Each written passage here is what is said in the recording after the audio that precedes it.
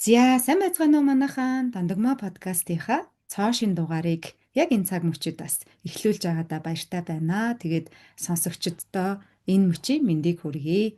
За тэрэндээж болормоо коучтаас энэ цаг мөчийн мэндийг хүргэе. Баярлалаа. Эргээд олж чадаа баяртай байна. За тэгээд сүүлийн өдрүүдэд ерөөхдөө бид хэд бас энэ арай илүү сүнслэг чадамж, за сүнслэг байдал, сүнслэг аялалтай холбоотой. За тэгээд их шин нэр томьёонуудыг олон нийтэд таниулаад явж байна тийм ээ. За гэгэн оршихуй, их үүсвэр, дээд бие гэд ингээд яриад ирэнгуут хүмүүсийн дунд бас нэг одоо нийтлэг төрж байгаа асуултаар бас өнөөдрийн подкаста шууд эхлэе гэж бодож байна. За тэгэхээр тэр асуулт бол бас одоо 3 өдрийн өмнөгөө хичээл за манай Балмаа коуч маань хийсэнтэй сүнслэг чадамжтай холбоотой мастер классаас ундран гарсан юм асуулт байгаа. Тэгээ тэр нь юу вэ гэхээр гэгийн оршихуйгаа нээх гэд ингээд ярихаар нэг тийм шашинлаг мэдрэмж төрөөд байна гэж байгаа. Тэгээ энэ шашин мөн үү? Аль эсвэл одоо шинжлэх ухаанаар судлагдсан ойлголт уу тийм ээ? Тэгэхээр та энэний ялгааг хэлээд өгөөч ээ. Нэг юм шашны шашинлаг юмд орсон юм шиг мэдрэмж төрөөд байгаа юм. Ийм асуулт байсан. Хоёлаа эндээс асуулт подкаст эхлэе тийм ээ. За тэгээ. Яг гэн оршихуй гэдгийн цаана бол одоо орчин цагт баруунд их яригадаад байгаа тийм ээ. Spirituality буюу сүнслэг ухааны тухай л яриад байгаа. За сүнслэг ухаан маань ямар учиртай вэ гэхээр бүх шашныг хүлээн зөвшөөрдөг. Ямар нэгэн одоо заавал энэ аргаар яваа гэсэн тийм утгагүй байхгүй. Хүн өөрөө хорвоо ертөнцтэй хамтран тийм ээ the universe хорвоо ертөнцтэй хамтран хувь заяагаа бичлэлцэж байгаа юмаа гэдгийг гэж ойлгодог. Шашин бол асар хүчтэй сүүлийн тийм ээ 200 мянган жил за сүүлийн 200 мянган жил бол үнэхээр шинжлэх ухаан хүчтэй хөгжсөн. Шинжлэх ухаанаар л нотлогдоогүй батлагдаагүй бол бид нарт итгэхгүй байх хандлагатай болсон мөн үү? Гэтэл өөрөө шинжлэх ухаан чинь зөвхөн рационал сэтгэлгэн дээр тулгуурладаг буюу нүдэнд харагдаж байгаа зүйлийг л судалдаг. За нүдэнд харагдаж байгаа зүйл гэхэлэр материалын ертөнц аахгүй тий. Материалын ертөнцөөс халсан нүдэнд харагдахгүй зүйлийг бас судалдаггүй, гарт баригдахгүй нүдэнд харагдахгүй зүйл энийг хэмжих боломжгүй гэд судалдаггүй шүү дээ ер нь бол. Сүүлийн үед бол яхаа квант физик гэ цаашаа одоо судалгаанууд илүү тархин дээр тулгуурлаад тархийг ингэж хэмжээ тархины реакцэн дээр тулгуурлаад нүдэнд харагдахгүй зүйлийг бол одоо бодлыг ч хүртэл те янз бүрээр судалж эхэлж байгаа. За 200 мянган жилээс өмнө бол ингээ шашин бас асар хүчтэй байсан тийм ээ. За христийн шашин, буддын шашин, лалын шашин гэх мэтчлэнгээр шашин бол өөр гэсэн яг одоо стандарт шалгуур үзүүл өөрийн гэсэн зан үйлтэй байдаг. Шашин өөрөө их үүсвэрлөө хөтлөх тийм ээ илүү биднээс илүү дээд хүч байгаа шүү гэдэгт хөтөлж идэг нэг ухаан, нэг зам тийм ээ. Гэхдээ эцсийн зогсоол биш. За шашин сүнслэг ухаан хоёрын гол ялгаа нь шашин бол бусад шашнуудыг хүлээн зөвшөөрөх хандлага муу одоо хандлагагүй байдаг буюу за зөвхөн энэ зам л зөв энэ замаар явж байгаанууд нь буруу юм аа гэсэн хандлагатай байдаг. Хар цагааны хандлагатай байдаг мөн үү? Тэгээд тодорхой хатуу дэглэмтэй байдаг. За тэгээ шашин бидний түүхэнд өөрөө шашныг бид нэр дургуй болж эхэлж байгаа. Энэ бол Aquarius-ийн 90 үе, өхний одоо урдны 90 үе гэж нэрлэж байгаа юм л да. Энэ нь яаж байгаа гэхээр шашны нэрэн дээр маш их гай зовлон дайн дайчин одоо хүртэл өрнөсөөр байна. Христийн нэрэн дээр ямар их дайн дайчин болов, буддизмын нэрэн дээр зөв өмнөд Азич гэсэндээ ямар их тийм ээ хүчрхийлэл бид нэр үйлдэв. Энэн дээр тулгуурлаад тэгэд хүмүүс их мунхаглан өөрийгөө мартан хитрхийг шүтэн бишрээд өөрийгөө умартаад өөрөө бүтээгч гэдгийг умартаж амьдралаа тийм ээ гаргуун гаргаж байгаа юм явдлуудыг зөндөө их харсан учраас бид нар одоо шашныг ер нь бол орчин цагийн энэ нийгэмд залуу үе шашныг жоохон өгөөсгөх хандлагатай болчиход байгаа тийм үү. Энэ өөрөө сүнслэг хөдөлгөөн өрнөж байгаагийн илрэл. Сүнслэг хөдөлгөөн нь гол агуулга нь юу вэ гэхээр бүх шашныг хүлээн зөвшөөрдөг. Гол юм бол чиний дотор ухамсар байх ёстой. Чи өөрөө ертөнцтэй хамтран, хорвоо ертөнцтэй хамтран хувь заяага бичилчиж байгаа. Чи оролцоотой, чи чухал, чи хариуцлагатай нэгэн шүү гэдэг гол утгуудыг оруулж ирдэг. Тэгэхээр миний дээр нэг бурхан миний дээр ганцхан эдгийн Будда, Христ тийм ээ нэг юм бурхан байгаад би тэрний үгийг л дагна. Миний үг чухал биш гэдэг биш. Би оролцоотой байгаа шүү гэдгийг гол чухалчилдаг байгаа. За spirituality бол ингээд дуу хөгжим тийм ээ бясалгал йог бүх шашны янз бүрийн зан үйлүүдийг бол оруулдаг. Тэгвэл шашинд нь итгэхгүйгээр энэ бол яг намайг өөрийгөө таниулахад зориулагдсан арга ухаан тийм ээ гэд арга ухаан юм аа. Энийг би яг ашиглаад өөрийгөө илүү таньж байвал хорвоо ертөнцтэй илүү их ингээд хамтран бүтээж байвал болно гэсэн утга байдаг. За тэгэхээр гэгээн оршихуйгаа нээх нь бол цаа талдаа divine consciousness гэдэг утга байгаа. Тэ тэнгэрлэг гэгээн чиний ухамсар. Хүн өөрөө ухамсараараа бодлороо үргэлж хорвоо ертөнцтэй хамтран бүтээж байгаа. Ухамсаргүйгээр буюу сэрээгүй цагтаа бол ямар үг үйлдэлээр би ямар хувь заяаг бичилцээд учир шалтгааны ямар нөлөөлөлд ороод байгаа бид нар анзаардаггүй. Бид нар зүгээр л ажиллаа хийгээл амьдрал болж эндээ сайхан байна да гэд ингээд явж л байдаг юм уу? Ямар нэгэн зохилт ирэх хүртэл амьдралын том үйл явдал бий болох хүртэл нь шилжилт хөдөлгөөн, уй гашуу, тийм ээ, ажилласаа гарах, эдийн засгийн хямрал, тийм ээ, хүүхэд өвдөх гэх мэтчлэн. Тэгээ хямрал болох үед энэ явж исэн зам чинь нэрэн юу билээ гэж эргэж харах. За тэгээд хувь хүн өөрлөгөө өнгөгөөд ирэхийн цагт би бодлороо өөрийнхөө өдөр тутмын амнаасаа гардаг үйлдэл, сэтгэл хөдлөл за тэгээд бүр цаашлаад ирэх юм бол аминж эго үзлээрээ яаж өөрийгөө болон бусдыг хүнэж байгаа гэдгээ таньж эхэлдэг. Энэ бол сэрэх процесс. Сэрнэ гэдэг нь ухамсартайгаар сонголт хийж эхэлнэ л гэсэн утгатай. Бүр маш энгийнээр бол энэ хуучин сонголтуудыг хийх үед маш их гай зовлон өөртөө болон өрөөлд авчираад байсан. Тэгвэл би энэ сонголтыг хийхээ болий. Тэ би хүний өмнө худлаа яриахаа болчих. Тэ цаанаа би ингээд дургу байгаа хэрнээ тийм болно гэж хэлэхээ болчих. Тэ би болно гэж хэлснээсээ болоод дараа нь хамаг мэдрэмжээ нуух хэрэгтэй болдог, худлаа дөр эсгэх хэрэгтэй болдог, дийлдэхээ болохоор би цухтаачдаг. Тийм ээ. Энэ бүх дахин давтаад идэг зан үйлүүдийг таниад өөр сонголтуудыг оруулж ирж байгаа бол энэ өөрөө ухамсартай амьдрал. За тэгээд илүү сүнслэг ухаан талаасаа бол бүр ухамсартай амьдрал гэхлээр цаашаа дэлгэрүүлж тайлбарж болно. Эхний шатндаа бол энэ. Тийм байна. Тэгэхээр та сэрэлт гэдгийг маш энгийнээр айгүй ойлгомжтой тайлбарлалчлаа тийм ээ.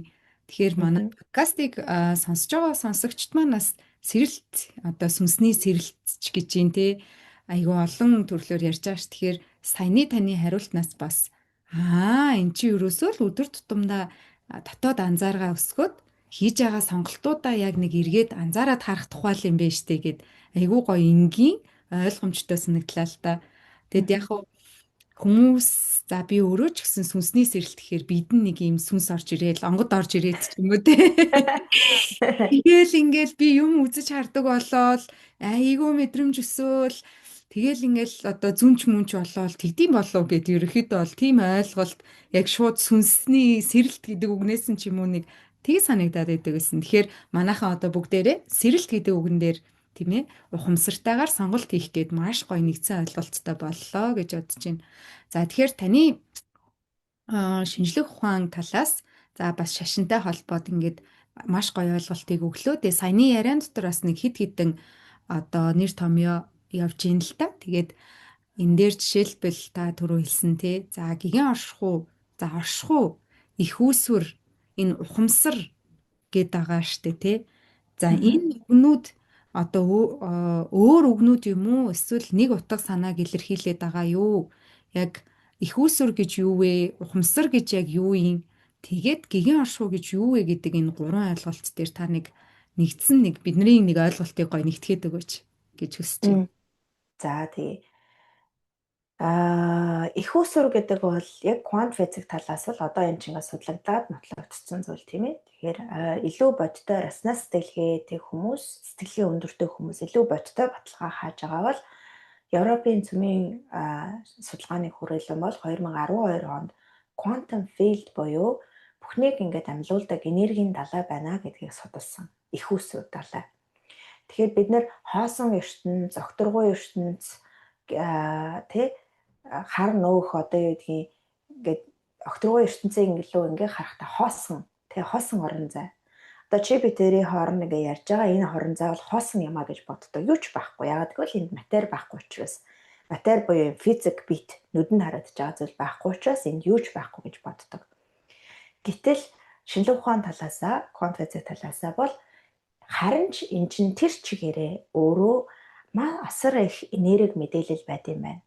Бид нар өөрөө тэр энерги мэдээллийг хардаггүй, үздэггүй, мэдэрдэггүй. Өөрөө тийм нүдний даруулгатай юм шиг тийм ээ хаалттай турдаг. Скрининг буюу хаалттай турдаг. Харин эрдэмтэд бол яг квант физикээ дагаж судлаж явж агаад энэ хоосон орон зай энергийн далай гэдэг чинь хов хоосон биш юм байна. Асар их энерги мэдээлэл одоо бүр ашиглаж болох үз энерги эрчим хүч хүртэл байдаг юм байна гэдгийг судлаад ярьж байгаа. Тэгээ өөрсдийн гэсэн тийм тодорхой зан үйлтэй буюу хоорондоо мөнхийн сүлэлдэн байж байдаг ямар нэгэн эцсийн төлөвөө олоогүй байж байдаг хүний оролцоотой буюу анхаарал ухамсараар одоо эцсийн төлөвөө олж тэгээ аяар бийждэг гэдэг ч юм уу тийм ээ. Гэт энэ бол хоосон ертөнц байна, ертөнц биш байна гэдгийг судлаад тогтоочихсон байна. Тэгээ Европын цөмийн судалгааны хүрээлэн бол 2012 онд Higgs boson гэдэг асар одоо хамгийн том молекулыг судалж гаргаж ирээд тэгээ тэр молекул нь өөрөө одоо их усүр буюу одоо бүхнийг амьдуулагч нэг тийм энергийн далаагаас ам аваад өнөөдөр бүх матери үүссэн байна. Бүх одоо нүдэнд харагдаж байгаа матери үүссэн байна гэдгийг судалж гаргаж ирсэн. Та CERN гэд тэдний вебсайт руу орох юм бол хамгийн ихний өгүүлбэр нь энэ байж байгаа тийм Higgs boson-ын судалгаа айдрууд байж байдаг. Тэгэхээр энэ бол ингээд нөгөө бид нар өөрөө эго ертөнцид өртөөд буюу одоо бид нар чинь сүүлийн хэдэн зуун сая жил тийм ээ хүний хүсэл ихсэх тусам. За хүсэл ихсэх тусам гэхээр эхлээд тийм хоол хүн тав тухтай байдлыг хүссэн тийм үү. Тэр нь ингээ хангагдчихлаа гэхэд дараагийн хүсэл нь одоо юу гэдэг нэр хүнд эд баялаг гэхэлэр нөгөө эхний 3 зүйлсийн цуглуулга тийм ээ. Илүү их хоол, илүү их мөнгө, илүү их тав тух. За тэгээ илүү их тав тухыг хүссэн чинь сэтгэл нь ханахгүй. Эго бол өнд ч хандаагүй тийм. Сэтгэл нь ханахгүй, дүүрэхгүй, таашаал авахгүй болонгууд алдар нэрийн төлөө яваад алдар нэр эрх мэдлийг ингээ хайлаа. Эрх мэдлийн дээр гарлаа, алдар нэрийн дээр гарлаа. Дахиад дахиад нэг эргүүлгэнд орцсон, таашаал авахгүй, дүүрэхгүй байгаад дараа нь мэдлэгийн хойноос хөөцөлтөөд мэдлэг буюу одоогоор бол шинжлэх ухаан байхгүй тийм шинжлэх ухааны араас хөөцөлтөөд тэгсэн ч гэсэн ханахгүй нэг л дутуу хിവэрээ явж байгаад одоо хүн төрлөختөн spirituality, сүнслэг ухаан, дотоод ертөнц ухамсар гэдэг ертөнц рүү ингээд явж байгаа. Хүний өөрөө хүслийн аялал яг энэ замаар явдаг шиг хүн төрлөختөн нийтээрээ эхлээд зөвхөн хоол, хүн зуран байрны тухай ярьдаг байсан бол одоо хөдөө аж ахуй гэх тийм одоо тэгээ дараа нь эд баялагын төлөө явж байгаад одоо бол яг сүүлийн 200 мянган жил бол бид нар эрдэм мэдлэгийн төлөө шинжлэх ухаанаар нүдэж явсан тийм мэдлэгийн оройд гараа. Тэгжээж бид нар би өөрийгөө таних юм аа. Тэгжээж энэ миний сэтгэл дүүрэх юм байна гэж бодсон тийм. Тэгээ сүнслэг ухаан руу ингээ явсан байна. За тэгэхээр гэгэн оршихуу энэ их усүр гэдэг бол сүнслэг ухаан талаасаа бол нэрэн миний намайг юу дүүрэх юм бэ гэдгийг таних нэг аялал байгаа. Энэ материалын ертөнцид бүтээсэн юу ч намайг дүүрэхгүй юм байна. Тодорхой хэмжээнд бол тав тухыг өгч юм. Гэхдээ миний сэтгэл хоосон хэвээрээ би шаналсан, нийгэм хаасан, зовсон хэвээрээ байгаад байна. Энэ зовлонгийн учир шалтгаан юу юм болоо гэдгийг хайх аяллаа үр дүнд өнөөдөр сүнслэг энэ ухтхан орж ирж байгаа. Тэгээ их усүр гэдэг бол түрүүн хэлсэн бүхнийг амьлуулагч энергийн далай байна. Тэр энергийн далайг эхлээд шинжлэх ухаанаар, логик ухаанаар таних гэж үзнэ мөн үү? Янз бүрийн судалгаа уншин судлан за нэг юм байна. Эрдэмтэд судалчиж. Тэ хүний оюун санаа бүр зүгээр юмд итгэх болчиход шүү дээ, тийм ээ. Тэгэхээр энийг таны гэдэг сонголт хийж эхэлнэ шүү дээ. Энэ өөрөө танихын тулд өөрөө үнэндээ логик сэтгэлгээ 5 мэдрэхүйгээс халих учиртай. Энийг бол 6 дахь мэдрэхүйгээ л таньдаг зүйл. Бидний өгөгдөл өөрөө энэ 5 мэдрэхүй чинь маш бяцхан, ертөнцийн бяцхан хувийг л таньдаг. 0.1% л таньдаг өгөгдөл. Бид нэг юм хар нүхэн дотор орж суучаад хідэн нүхээр нэг ертөнцийг таних гад ингээ үзээд байгаа. Тэр нь бол ингээд үнэхээр 99,99 хязгаарлагдмал.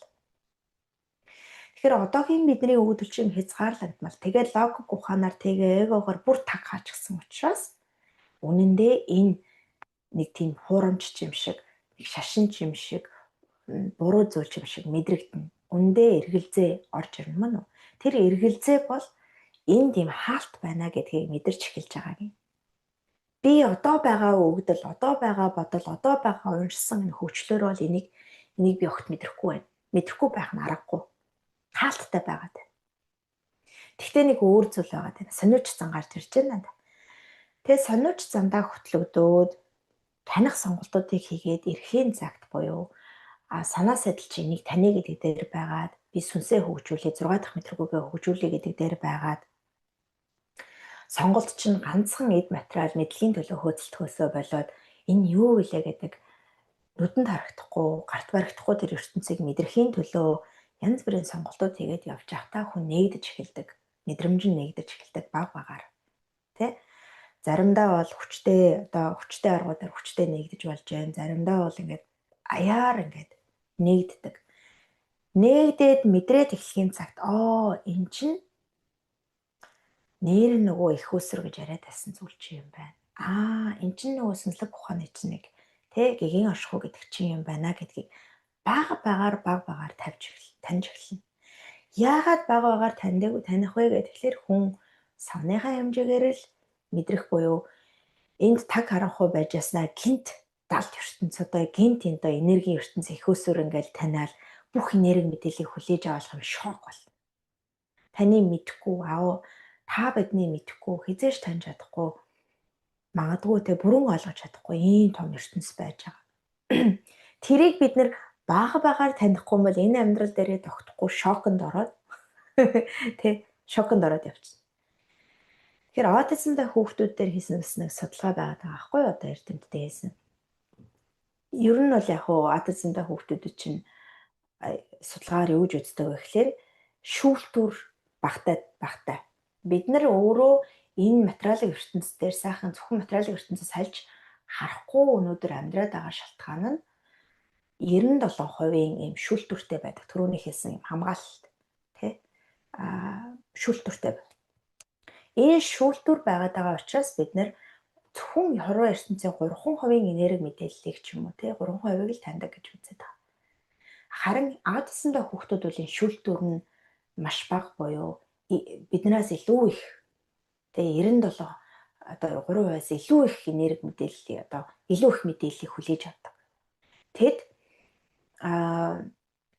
хэдийгээр амаараа ярихгүй ингээ ярихгүй оролцоо багтаа биш байгаа юм шиг боловч бидний харахгүй ертөнцийг харж байгаа, мэдэрч байгаа илүү их өөрөөр их өсвөртэйгээ илүү их холбоотой төрдөгч гэсэн мэдэрдэг ч гэсэн судалгаанууд байгаа байхгүй юу. Тухайлбал нэг судалгаан дээр эрдэмтэн гоц хүүхдүүдийг судалдаг эрдэмтэн тийм ээ гоц хүүхдүүдийг судалдаг эрдэмтнийг ингээд аутизмтай хүүхдүүдтэй аав ээжүүд ингээд дагдаг судалдаг. Яг бол миний хүүхд гоц байж магадгүй гэд тэгээд явж байхдаа миний хүүхэд яг иймэрхүү зан гаргадаг, ийм юм болдог. Нэрэн энэ юу вэ гэд тэгээд аав ээжүүд тэр эрдэмтэд хандснаас болоод энэ судалгааны ажил эхэлсэн байгаа юм л да. Тэр судалгааны ажил нь миний хүүхэд миний бодлыг уншаад байна. Надтай бодлыг уншиж харилцаад миний ботсон бодлыг шууд бичээд харуулад хариултыг нь өгөөд байна. Тэгээд тэрч байтгаа өөр янз бүрийн ингээд өөр бидний мэдгүй өөр ертөнцтэй харилцдаг тийм зан үйлүүд гаргаж байна гэдэг. Тэгээд тэрэн дээр тулгуурлаад хүүхдүүдийнх нь хооронд тусгай ингээд өрөөнд оруулаад хан маань янз бүрийн хаалтууд хийж яагаад одоо тэр бодлын унш хүүхдүүд аутизмын хүүхдүүд зарим нь ээж ганцхан ээжийнхээ эсвэл аавынхаа бодлыг уншдаг, эсвэл бүхний бодлыг уншдаг ч мөн янз янз байгаад байна те. Тэгэхээр бодлыг уншдаг хүний ээжийг нэг өөр өрөөнд оруулаад тусад нь байлгаад хүүхдийн энд нь байлгаад тэгээд ээжт нь зориудын энэ бодлыг бод гэдэг ч юм уу. Эсвэл бодлыг ингээд сонгуулад нөгөө хүүхэд яаж тэр бодолд хариу өгж ийн гэдгийг нь бүр ингээд эксперимент болгож судалсан байгаа байхгүй. Тэгэхэд 90% зарим хүүхдүүд 100% шууд бодлыг нь уншиж байна. Гэтэл бид нар аутизмтай хүүхдэд зөвхөн үгээр харилцах гэдэг. Харин өөрийнхөө тэр 6 дахь мэдрэхүйгээ нээгээд ээж аав өөрийгөө нээгээд үсэх юм л хүүхдтэйгээ телепати буюу өөртөө шууд бодлоор харилцах боломжтой байдаг. Тэгэхээр энэ 6 дахь мэдрэхүйг нээн гэдэг бол энерги буужирна. Энерги мэдээллийг буужирч одоо уншдаг, таадаг, одоо мэдэрдэг, удирдамж авдаг болно, бодол уншдаг болно, тий? Энэ хоосон орон зайд өөр янз бүрийн ямар мэдээлэл солилцоо болдог вэ гэдгийг тэр мэдрэмжүүдийг нээж эхэлнэ. Энэ бүхэн байдаг зүйл, хүний өвдөл байдаг зүйл. Зарим хүн бол илүү энэ өвдөлтөөгөө төрөөд байдаг. Та бид нар шиг одоо жоохон рационал ухаан сэтгэлгээ, эрдэм мэдлэг гэж ингэж явсан хүмүүс бол яах аргагүй өөрөө ингэж зүтгэл зориулалт гаргаж нээхээс өөр аргагүй. Тэгтээ харагдахгүй байгаа нэг шалтгаан байгаа. Өөрийгөө энэ хорвоо ертөнц concealment буюу энэ ертөнц чинь их өсвөр чинь өөрийгөө илчлэхгүй байгаа шалтгаан нь өөрөө бид нар ариун сэтгэлээр уулзахгүй байгаа. Буюу үйлдэлийн түвшинд л нэгдэнэ. Мэдрэмжийн түвшинд л нэгдэнэ. Бодлын түвшинд нэгдэх боломжгүй. Чиний дотор ямар сэтгэл хөдлөл, ямар бодол эргэлдэн, ямар хандлага байна. Тэрүүгээр л та таних боломжтой. Тэгэхээр та дээд илүү ихтэй агуу ертөнц энерги мэдээллийг нээ гэж бодож байгаа бол нэг талаараа гэгэн, бурханлаг, сайхан ертөнцийг өөртөө нээ гэж бодож байгаа бол энэ дотор таны давлгаа өөрчлөгдөх учиртай. Тэгэхээр ерөөсөө физик хуулиараа бол үйлдэлийн түвшинд л уулзах учиртай байна шүү дээ. Хайрыг таних гэвэл хайрын түвшинд тийм ээ. Тэгээ их усүрийн чинь гол зүйл бол одоо квант их усүрийн чи одоо шинжлэх ухааны талаас бол quantum field, квант орон зай, квант орчин, тэ энерги мэдээллийн орон зай, ертөнц гэд нэрлээд байгаа. Шашин талаас бол бурхан тийм ээ. Одоо бөөмөргөл талаас бол тэнгэр гэд нэрлэж шүү дээ тийм ээ. Энд бол маш олон төрлийн үйлсэл ертөнцүүд байгаа. Одоо мэдээллүүд байгаа. Тэгэхээр ямар мэдээлэл ямар ертөнцтэй холбогдох вэ гэдэг бол өөрөө та ямар үйлсэл давлгаанд байгаа вэ гэдгээс бас их хамаарна. За энэ хүрээд нэг асуулт асуучихгүй те. Нэрийг манай бодлого коуч бол яалтчгүй өөрөө үнэхээр рационал яг бүр ингээд бүх юмыг тултлан судалдаг хүн байгаа хгүй уг мөн чанар нь. Тэгээ яа тэгэхээр нөгөө яриа одлогоных нь араас дандаа тийм судалгаа байдаг, тэнд батлагдсан байдаг, нотлогдсон байдаг гэд манайхан аявих сонсож байгаа ах тийм ээ. Тэгэхээр яг одоо энэ гигийн оршихуй, хорвоо ертөнц, энэ квант оршихуйн талаар бас эргэлзээтэй байгаад байдаг хүмүүс бол бас болормоо коучийг дагаад явбал яг таны хүсэж байдаг нөгөө арын дандаа баталгаа нотлогоо нь бол хамт явдаг байгаа шүү гэж хэлмээр байна. Тэгээд сая нилийн гүн чухал сэдв ойлголтуудыг бас ярианундаа та өглөө. Тэгээд хойн дээр их усүр гэд таны ярианаас сонссон чинь нөгөө бид нар бүхнийг амьлуулагч одоо миний амийг ч хүртэл өгсөн тэр гэрээсээ бүр таслагдаад холдоод төөрөөд явцсан юм шиг л мэдрэмж төрлөөлтөө тий. Яг төрсөн гэрээ орхиод бүр ингээд дахиад гэрээ хайгаад ингээд эд материал, алдар нэр, эрх мэдэл гэд ингээд нэг юмний хойноос хөөцөлтөөд буруу юмныхаа хойноос за буруу гэж хэлэх юм мэдэхгүй зүгээр ингээд харлаган болцсон яваад байгаа юм шиг тий. Тэгвэл тэр 6 дахь мэдрэхүүгээд байгаа дээр одоо 6 дахь мэдрэхүүгээ нээн гэхээр ихэнх хүмүүс миний зүгээр харж байгаагаар шүү. Одоо бясалгал хийх юм байна л гэж ойлгоод байдсан шүү дээ. Тэгэл энд тэнд бясалгалд яваал айгүй олон ч хүмүүсийг би бас харж ийн л та өөрөө ч гэсэн тэгэх гэж үзээл нэг гүн бясалгалаас хийж чадахгүй болоод ингээл материалын ертөнцийн дээр юу байна гэж зууралтаа судлаад явж исэн. Тэгэхээр 6 дахь мэдрэхүүгээ нээх хүртэл одоо яг бидний хамгийн эхлэх процесс нь яг юу байдаг юм бэ? 5 мэдрэхүү гэд байжснаа за 6 дахь мэдрэхүү гэд гарцсан. Тэгэхээр мэдээж энэ мэдрэхүүнүүд нь хоорондоо одоо холбоотой байх юм болоо тий. 6 дахь мэдрэхүүгээ нээхдээ за би жишээ нь нэг ийм зүйл судалдаггүй. За одооноос нэг за ер нь нэг бас иймэрхүү судалгаа нотлохоо сүүлийн үед байна. За ер нь нэг 6 дахь мэдрэхүүгээ нээх гээд үзвэл яад юм бол хаанаас нь эхлэх үү гэж байгаа хүмүүс байвал та нэг системтэй арга аргачлал байна уу? За түрүү судалгаа нотлохоо гэж ярихад квант физик өөрөө ингээд судлагдаад явж байна. 2022 онд бол ингээд Нобелийн шагналыг квант физикээр 3 эрдэмтэн авсан тийм ээ. Одоо л нэгдэж байгаа ертөнцийн тийм ээ. Гэхдээ хизээч хүнийг бүрэн судалж чадахгүй, хизээч ертөнцийн нууцыг бүрэн таниулж чадахгүй. Ганцхан судалгаагаар л таньжиж би энэ хорвоог таньна гэх юм бол за хотлоош үнэхээр бодлоо. Учир нь эрдэмтэд өөрөө нэгдүгээр энэ 6 дахь мэдрэхүйн талын юм үнэхээр байглаасаа төрөвтөө илүү нээлттэй биш байсан бол рационал ухаанаар л энэ бүхнийг хийж байгаа бөгөөд өөрийн харъя гэсэн зүйлийг нь л ертөнц өөртөнд харуулдаг. Кванта буюу хүний хамгийн жижиг тэр эцсийн цэгийг судлаад үзсэн чинь дотор нь маш их энерги мэдээлэл тоосонцоор бөөм долгион ингээд сүлэлдээд янз бүрийн төлөвт ороод алга болоод яагаад ингээд бэж идэг тийм. Гэтэл энэ бөөм юмгээ тоосонцор юм уу бөөм юмгээ судлахлаар яг тэр нь л байж таардаг. Долгион юмгээ бүх шинжлэх ухааныхаа одоо төхөөрөмжөөнгөө судлаад долгион юм гэхлээр долгион болчдөг. Тэгэхээр юу харъя гэж хүсэн тэрийг нь харуулдаг. Өөрөөр хэлбэл тэр эрдэмтэн өөрөө бодлороо бүтээгээд байгаа, ухамсараараа бүтээгээд байгаа.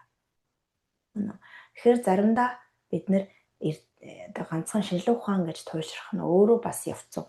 Тэгвэл эхлэл цаг байж болно. Миний хувьд ч гэсэн эхлэл цаг байсан. Ер нь шашин машин янз янзын огт итгэхэ болсон.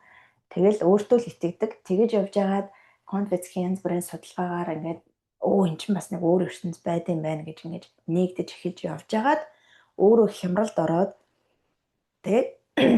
ороод янз бүрийн сэтгэл зүйн аргуудад ингээд суралцж яваад хүмүүс тусалж явж байхдаа өөрөө санамсаг өрнөгчж байгаа байхгүй тийм ээ.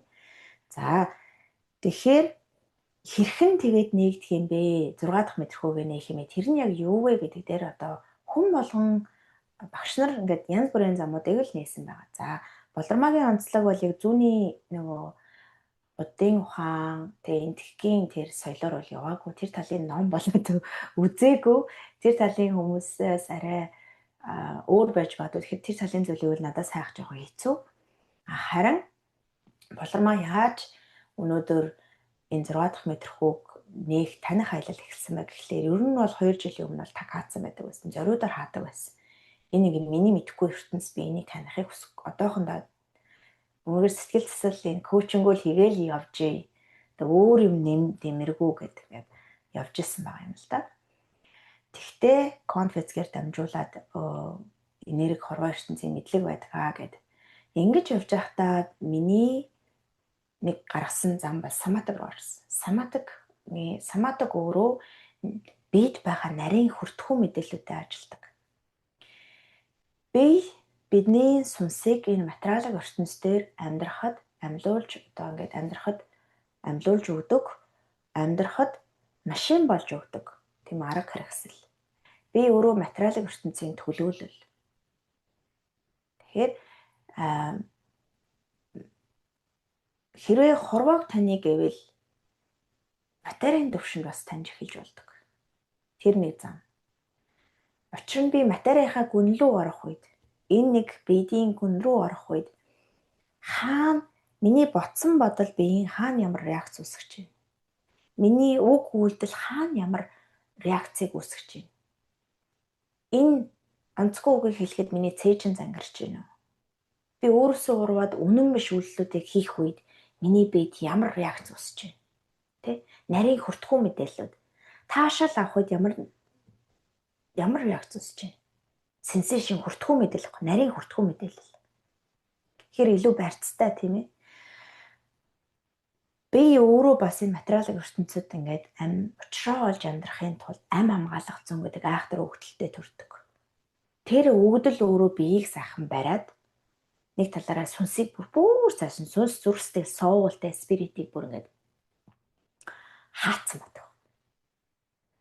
Тэгээд зөвхөн тархиараа энэ зүрх сэтгэл энэ ертөнц зүйл ингээд таг. Энээс доош бол таг хаалттай. Зөвхөн энэ тархиар л бид нэг амьдрал дутуу учрыг олохгүй л тий. Одоо ингүүл тэгчээ, тэгвэл тэгчээ гэх стратегийн төвшөнд яриа л тий. Одоо энэс тэрийг аваад ийш нь өгөөд тэгээд энэ асуудлыг өрийг шийдээд тэгээ хүүхдүүдээ ингэж тоон сайн болгоод математикт сайн болгоод хэлтэйл болгочих. Урагшин сурагч, хойшин сурагч тэгэл болоод гэх юм бэ. Ингээд нэг ийм байдалтай аргын ухаанаар ингээд явдаг тий. Тэгээ эн чинь өөрөө ядмаг учраас яхаарахгүй хөө явж байгаа л маш их хүн асуудлуудад ордог. Тэр цагт доошоо ингээд зогсох завгүй явж байгаа. Зогсолтыгээ сонсоод ирэхийн цагт зүрх сэтгэл ямар их гундсан байгаа, ганцаардсан байгаа, өвдсөн байгаа, тий? Шансан байгааг сонсож эхэлж байгаа юм л та. Тэгэд энд байгаа зүйлсүүдийг сонсоод өөрөө ингээд самадаг ангаалтай самадаг ухаанаар яваад хэрхэн энэ хүртхэн одоо бид нар чинь энэ материалын ертөнцид тэнцэхтэй дахиад энэ тэндээ юм бөөгнөрсөн энергийн гацаануудтай болчдөг. За солонгой бит хоёр магадгүй ажлын юмнаас болоод муудсан байлаа гэж бодъё тий. Тэгтэл солонгой бит нэг гэр бүлийн хүн байж болох байхгүй тий. Тэнгүүд буцаад тэр асуудлыг шийдэж чадаагүй байхаа ажлын асуудалтай байдаг. Буцаад нэг гэрт амьдрах хэрэгтэй болдог. Тэнгүүд тодорхой тэр сөрөг сэтгэл хөдлөл үүссэн реакц хямралуудыг удирдах чадахгүй, хянаж чадахгүй болгоомудаа дарах хэрэгтэй болдог. Тэгээд дарагдсан сэтгэл хөдлөл өөрөө дарагдсан энерги мэдээлэл.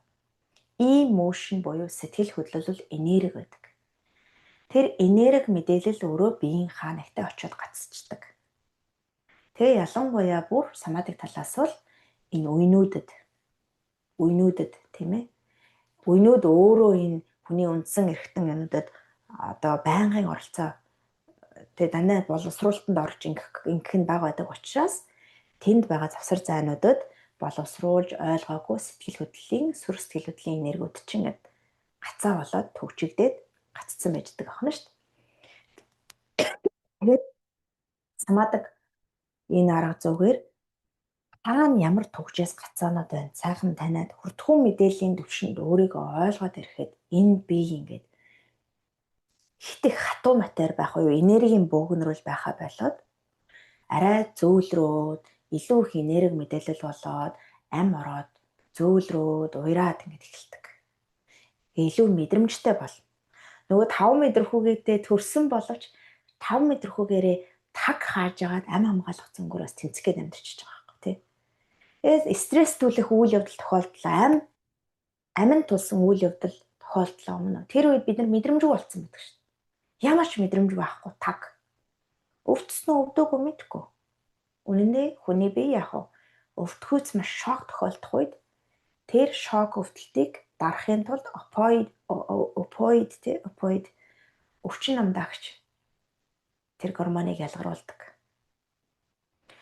Тэгээ араасаа стресстүүлэх үйл явдал тохиолдоод байнгын ингээл хямралтай яваад өөрөө ч бас тэрийгээ сайхан эго ертөнцөөр бүтээгэл ингээ байнгын өвчин намдаач хэрэгэлсэн юм шиг мэдрэмж байхгүй. Нөгөө 5 метр хөр хүлээж авдаг мэдрэмж чинь бүр байхгүй таг болцсон.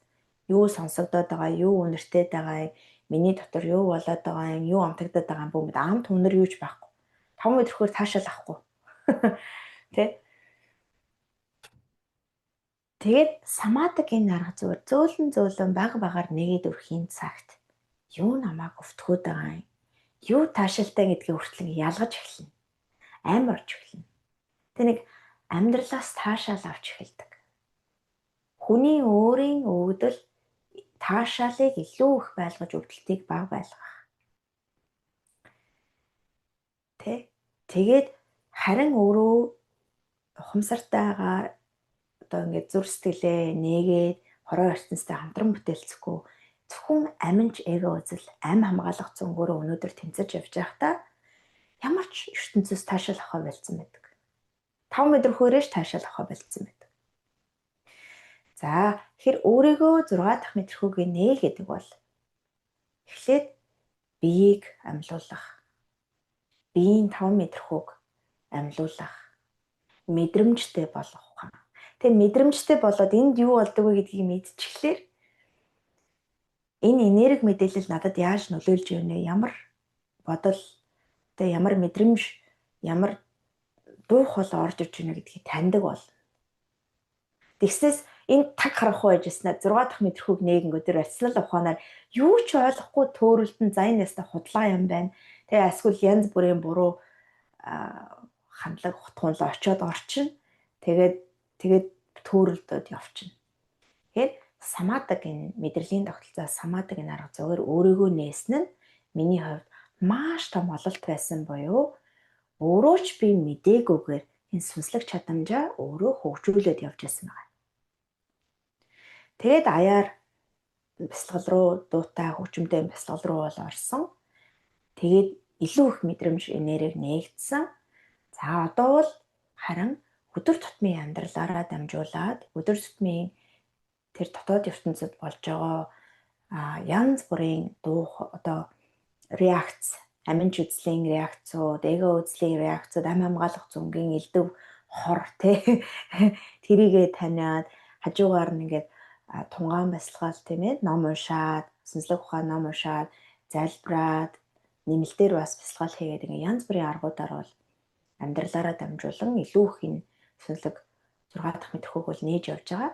Тэгэхээр ганцхан арга байхгүй. Гэхдээ магадгүй эхний зам бол би саматгаар явал илүү их амархан шүү, ойлгомжтой шүү гэж хэлье.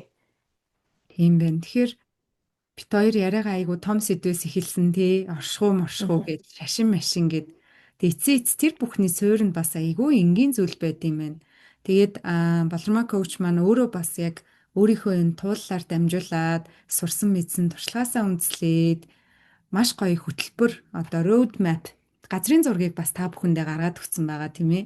Тэгэхээр яг магадгүй энэ подкастыг сонсож байгаа хүмүүс дотор Балармаа коучийн маань энэ арга аргачлал энийг би хайгаад исэн юм байна гэд нэг мэдрэмж өгдөн шүү дээ. Тийм зүйл төрж байгаа бол бас гэгээн оршихуйгаа нээх нь гэд манай 6 сарын хөтөлбөрт ороод ирээрээ гэдэг урилгыг танд өгч байна. Тэгэхээр яг энэ гэгээн бие, гэгээн сэтгэл, гэгээн оршихуй гэд 3 үе шаттай. Үнэхээр цогц арга зүй бүхий гоё хөтөлбөр байгаа шүү гэдэг урилгыг бас өгч гинөө. Тэгээд миний хувьд бол хувь хүнийхээ зүгээс одоо яг ийм одоо төвөгтэй зүйлийг маш энгийн болгоод хөрсөнд нь буулгаад өгж байгаа Балармаа коучтой бол маш их талархдаг гэж. За баярлалаа. Тэгэхээр 6 дахь мэдрэхүү гэд ингээд нээгдлээ гэд. Тэгэнгუთ одоо жишээлбэл 6 дахь мэдрэхүү нээсэн гэхээрээ одоо бусад хүмүүсээс өөр болчихдог тий. Одоо зарим хүмүүсийн хувьд ингээл өөрийгөө тусгаарлаад ч юм уу тий. Би одоо олон хүмүүс дунд байж чадахгүй байна. Яагаад гэвэл миний мэдрэмж өсөөд байна. Яагаад гэвэл би их бясалгаадаа авчраас ингээд айгүй нарийн юм мэдрэмжтэй болоод байна. За ингээд бусад хүмүүсийг харахтаа юу гэдэг чинь те нэг иймэрхүү энгийн юмыг ойлгохгүй юм бэжэж гэд нэг тиймэрхүү реакц өөрөө ирэхгүй заримдаа нэг үсэд идэг юм шиг санагддаг. Тэгэхээр яг 6 дахь мэдрэхүүгээ нээхийн ер нь гол зорилго юу юм тэгээд энийг нээгээд явж байгаа хүмүүст одоо зөв зам юм уу одоо 6 дахь мэдрэхүүгээ нээснээрээ яг хүн ер нь яг ямар болдгийг яг юун төрөх гээд байгаа гэдэг талаас нь та нэг хэлээд өгч. За 6 дахь мэдрэхүүгээ нээжж бид нар их усүрээ танина гэрээ таних нь штэ. Бид нар өнөөдөр хэдэн зуун мянган жил эрэл хайгуул хийгээд явлаа тий. Эд материал, эрдэм мэдлэгээс ингээл эрэл хайгуул хийгээд явлаа тий. Яг өөрийн амьдралаа ч гэсэн хэрвээ бид нар бодоод үзэх юм бол тэр эрэл хайгуул яг л энэ хүн юм болов? Яг л энэ юм биш шүү гэж ярьдаг тий. Одоо манай үйлчлүүлэгчдэр за яг л та багшаал та байж шүү гэж ирдэг. Тэгээ би хэлдэг байхгүй яг би бол биш шүү цааталт нь байгаа. Тэр их усэртэйгээ холбогдоорой гэж хэлж байгаа байхгүй.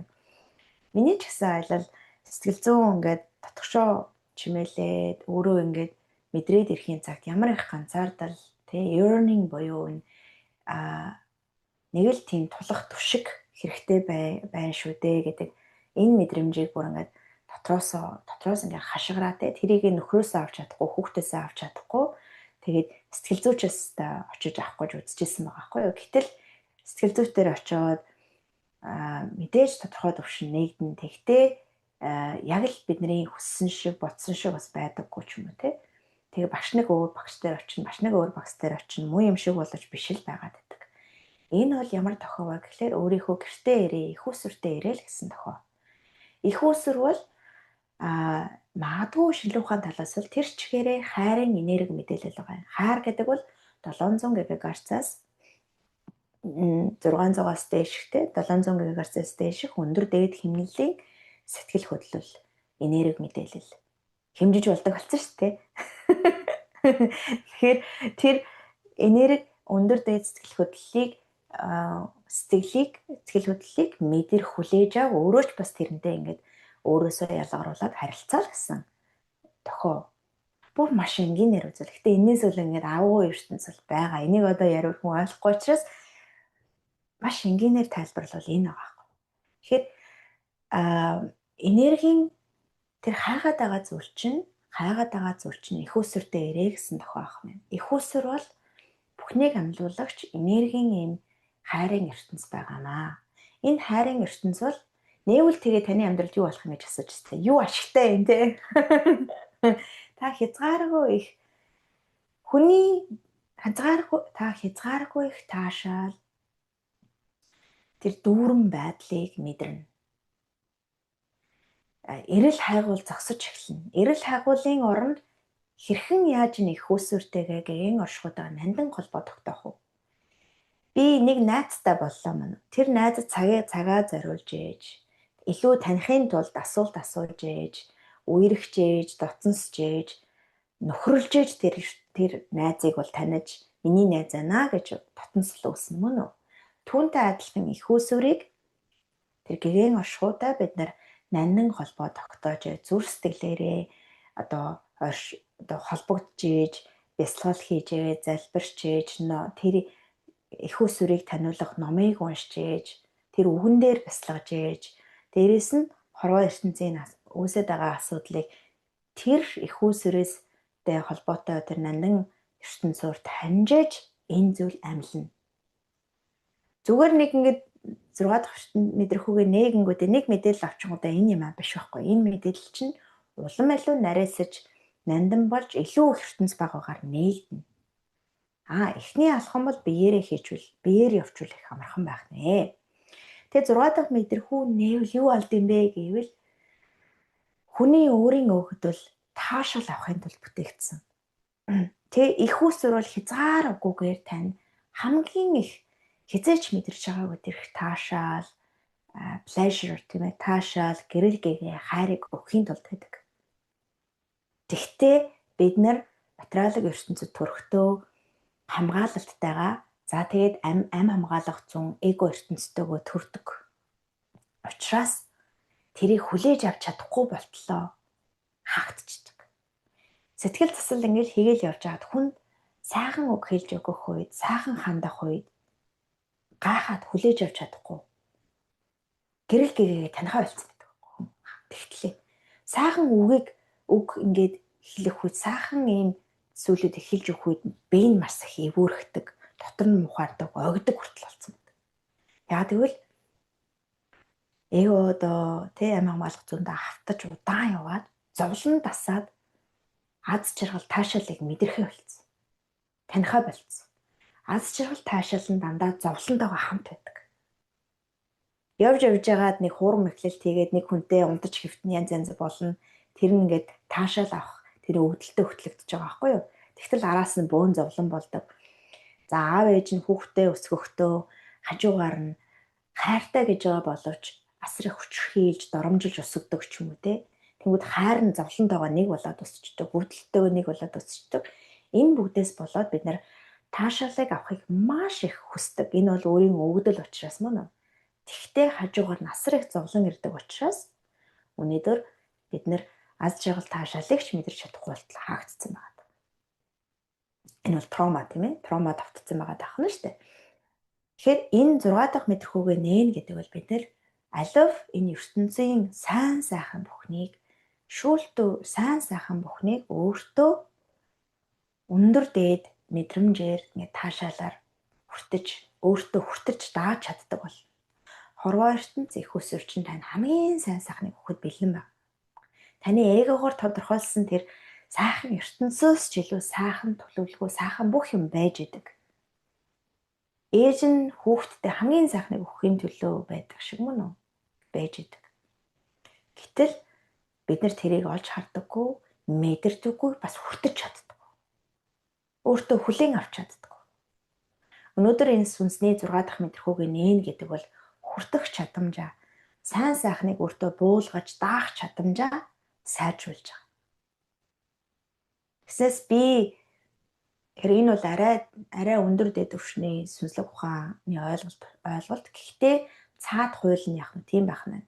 Гэхдээ энэ сайн сайхныг хүртэхийн тулд та чин зориулалт гаргах учиртай хоёрын хооронд байхгүй. Тэгээ рационал ухаанаар энийг хязгаарч ойлгохгүй, зүрх сэтгэлийн ухаанаар танина. Сэтгэл тодорхой хэмжээнд ариусгах учиртай.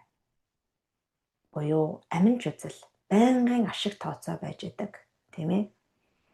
Өглөг нь хүртэлтэй болчиход байна. Би ном уншуулад хүн сайн сайхан үйл хийчихвэл миний төрөл дэвшлэн, миний амьдрал хамгаалагдах, амьдралд муу юм тохиолдохгүй, энэ жил миний жил засагдах юм аа. Буюу дандаа яах нь энэний ард нь би юу авах вэ гэдэг нэрээр сайн үйл хийгээд идэг. Тэр чинь тэгэл эго өглөг, аминч үзлэл байгаа байхгүй юу үнэндээ? Чин өглөг биш. Харахад маш их сайн сайхан үйл хийгээд байгаа юм шиг хэрнээ амьдралд нь дандаа мөнхийн асуудал зовлонгоор дүүрэн хүмүүс байдаг мөн үү? Энэ бол цаа талдаа сэтгэл доторчин тэр аминч үзэл байна. Зөвхөн аминч үзэл гэдэг бол зөвхөн өөрт хүлээн авахын төлөөх тэмцэл байдаг. Би, миний ах дүүс, миний өөр хүүхэд би. Гэтэл ертөнцийн хууль, шинжлэх ухаан ч гэсэн хэлсэн шүү дээ. Бүх зүйл нэгэн цагт нэгдмэл байсан.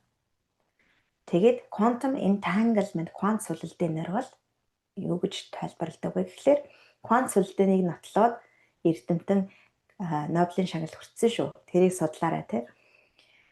Бүх зүйл нэгэн цагт нэг байсан бөгөөд нэгэн цагт нэг байсан бол хизээч салдаггүй.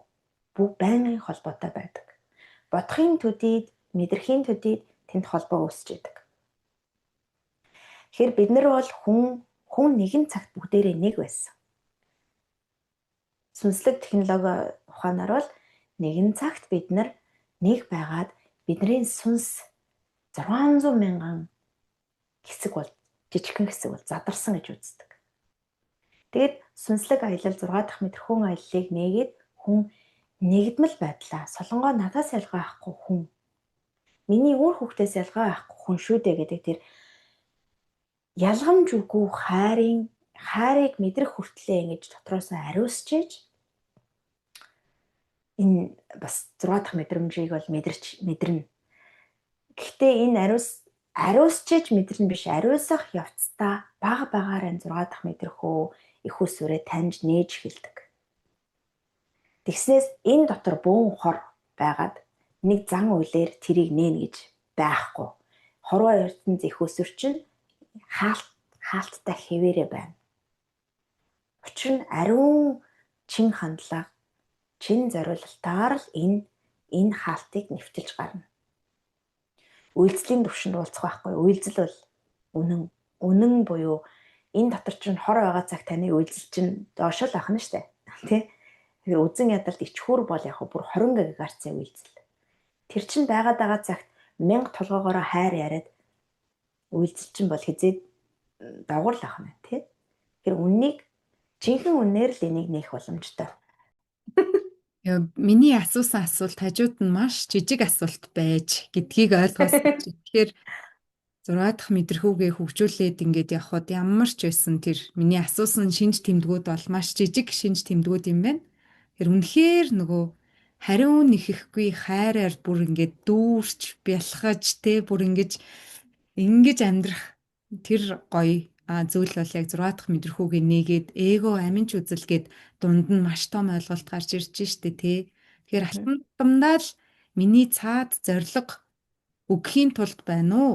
Өөрийнхөө төлөө авахын тулд байна уу гэд тэрийгээ л эргэж анзаарч харах юм байна л да манайхаа. Тэгээд ер нь бол Өөрөө өөртөөгөө л үзэж тарах нь дээ. Мөнхийн үзэж тарна. Ди. Тийм. Тэгээд 6 дахь мэдрэхүйн сүнслэг чадамж хөгжөөд ирэхин цагт нь штэ. Илүү мэдрэмжтэй болдог. Тийм ч учраас ер нь элдв хортой харилцаанууд бол тасарч эхэлдэг. Одоо элдв драма үүсгдэг. Энэ ертөнцийн хэрэггүй зүйлсд ингээд автуулж яадаг элдв харилцаанууд нуурж бол эхэлдэг. Тэгэхээр нэг их олон найзтай болохгүй те магадгүй өөрийнхөө энерги ертөнцөөс их хамгаалах хандлагатай болж эхэлдэг. Яагаад гэвэл үргэлж биднийг сатааруулах, эргэлзээнд оруулах, хоошин татах мөнхийн тэр одоо шалгуур нь бол байж байдаг. Үүнийг бол бид нэр сүүдэр гэж нэрлэдэг ч. Сүүдэр одоо dark energy, хар энерги гэж нэрлэдэг. Тэгээ энэ хар энерги чинь танд харыг таниулахын тулд байгаа болохоос биш, таныг сөнөөхийн тулд бол биш. Өнөөдөр бид нэр харанхуйг таньжээж буюу шүн болох үед ямар харанхуй байдаг вэ гэдгийг таньжээж одоо өдрийг бэлгшээж хүлээж аван, талархан хүлээж аван танин түүнд байсан мөн үү? Түүнтэй адилхан бид нэр эргэлзээндээ автаад янз бүрийн худал хуурмаг төөрөгдөлд энэ сэтгэлийг ариусгахгүйгээр янз бүрийн ичдийг хааж, ичд дээр өөрийгөө нээх гэж яваад янз бүрийн юмд автаад ингээд явж байхдаа маш их зовлон одоо өвдөлтийг мэдэрдэг. Тэр өвдөл зовлон өөрөө үнэндээ гэрхийг хаах эхлэл байдаг буюу энэ 6 дахь мэдрэхүү их усүрээ таних эхлэл байж өгдөг. Тэгээд танаад ирэхин цагт жоохон гоё мэдрэмж авахын төдийд л бүр манай эхний хөтөлбөрчин бол ингээд 5 мэдрэхүү нээхэд тий илүү нээхэд зориулагдсан байдаг. 5 мэдрэхүү жоохон нэгдэхийн төдийд таашаал аваад тэр таашаалаа маш гоё гэж хүлээж авч байгаа. Ийм гоё таашаал, ийм гоё юм байж болдгийм ээ гэж хүн өөртөө хүлээж авдаг мөн үү? Тэгтэл энэ гоё таашаал чинь сүнслэг чадамж өөрийнхөө энэ сэтгэлийг ариусгаад мэдрэх тэр их усүртэйг нэгдэх мэдрэмжийн тэр их таашаалын хажууд юу ч биш. Бүр бяцхан тий би баг багаар ингээд нэгэд мэдрээд явж байгаагийн хувьд бяцхан байдаг. Эд материал одоо бидний мэддэг нөгөө таашаал авахын тулд яадаг вэ? Янз бүрийн хартай махин зэнзэм хэрэглэх гэж хэрэгэлдэг тий. За секси араас хөөцөлдөг, хоол иддэг тий. Тэр их тэндээс авах таашаалын хажууд бол энэ сүнслэг мэдрэмжээс авах таашаал бол үнэхээр агуу. Одоо би бол дүнгийн нэгээд явж байгаа л хүн гэж боддог. Гэтэл маш гоё дүүрдэг. Тэг ингээд бүрэн бүтэн байдлаа мэдэрнэ. Тэгээд энэ дотор юм шунах хүсэл, тэмцэх хүсэл багасдаг. Аяар тэр элтөв ингээд бүр ингээд донтож байгаа нэг таашаал авахгүй тэмцдэг тэр хүсэл зан дадлууд бол ингээд норж эхэлдэг.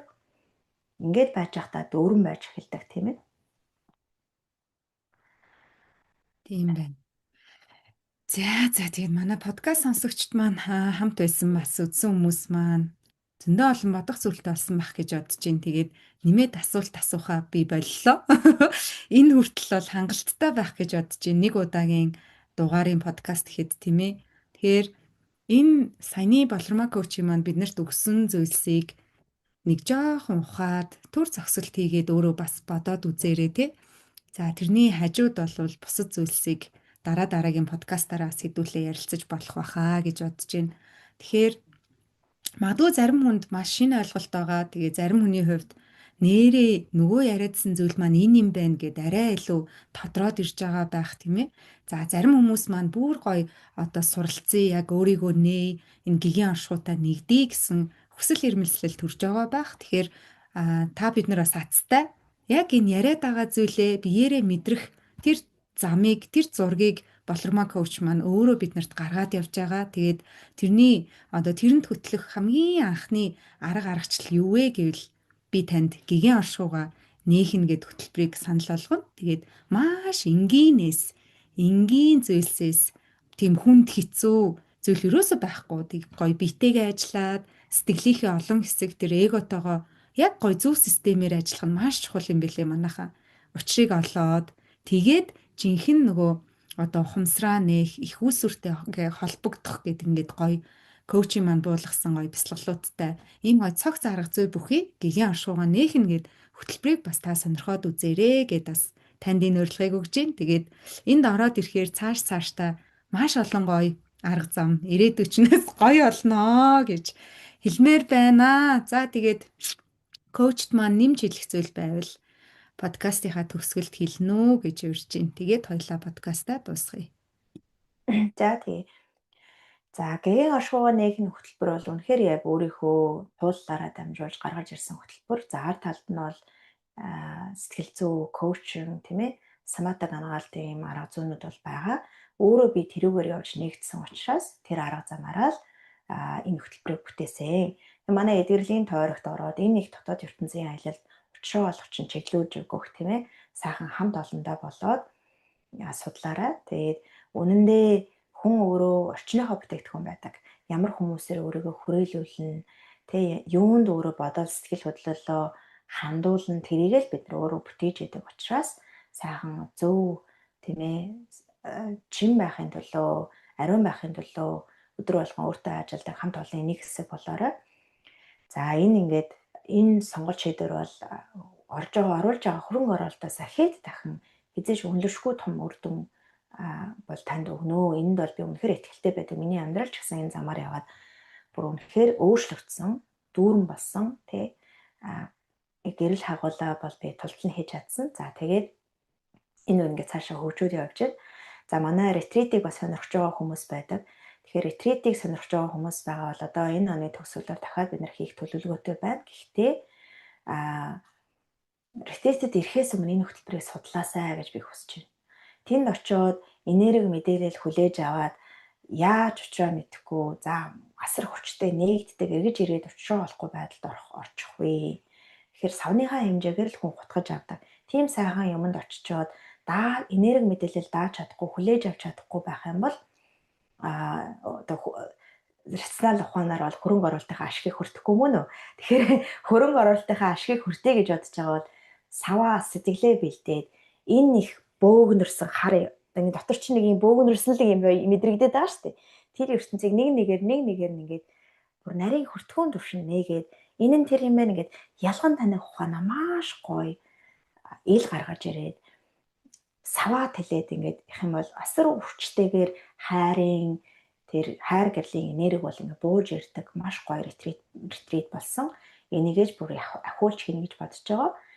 Тэр мэдээлэл тэр их таашаалыг хүлээж авч амьдралдаа өөртөө ингээд том нээлт ухамсарын шилжилт хий гэж бодож байгаа бол эхлээд энэ хөтөлбөрийг судалжуулах зөв. Энэ хөтөлбөр маань удаан бөгөөд тэмцэлтэй байдаг нь баг багаар аажмаар таны савыг тэлхийн тулд юм аа.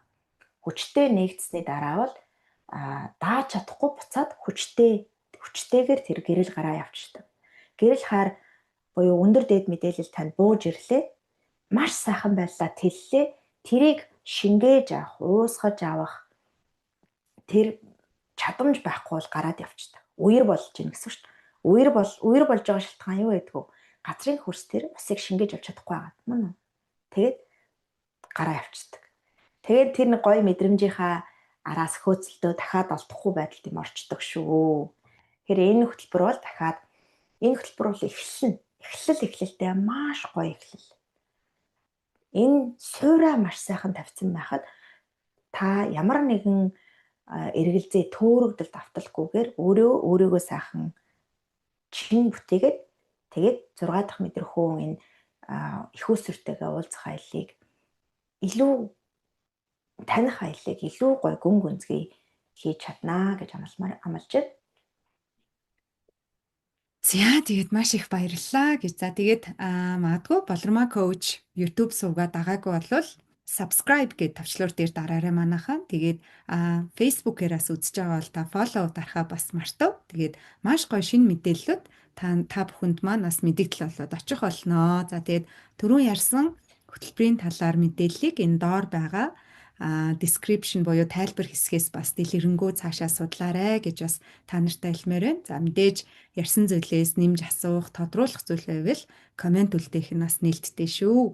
За тэгээ цаг зав гаргаад ийм сайхан одоо маш ховор, үн цэнтэй мэдээллийг цаг зав гаргаад өгсөн Болормоо коучтой маш их баярлалаа. Тэгээд энэ мэдээллийг бас цааш нь шеэр хийж түгээгээрэй гэж бас сонсогчдоосоо хүсмээр байна. Тэгээд хүн болгон тэр гэрэл хайр, их үүсвэр буюу гэртээ буцаж ирээд аз жаргал хайраар дүүрэн амьдраасай гэж чин сэтгэлээс бас хүсэж байна. Тэгээд хамт байсан та нартай баярлалаа. Түр баяртай.